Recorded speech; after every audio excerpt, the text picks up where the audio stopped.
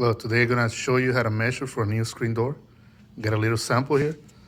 So there's two different types of tracks where the door slides.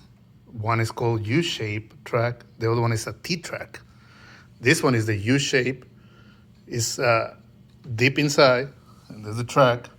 So when you measure, if your house has this type of frame, you just go all the way up and all the way to the top of your track. And then you're gonna deduct 1/4 of an inch. And that's your net height. Then for the width, you're gonna close the door. If you have a door, if you don't have a door, then measure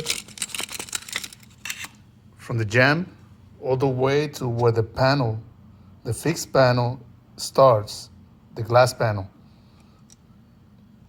That's for the U type track. Then for the T-track is like this. So this one's at the bottom, and it has the same thing at the top. So it doesn't have the channel to cover it.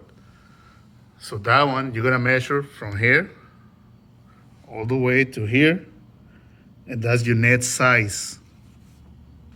That's your net height of the door. I'm gonna put a little chart here.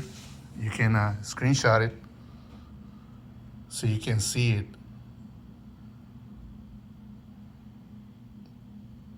If you have any questions, please leave a comment. Thank you.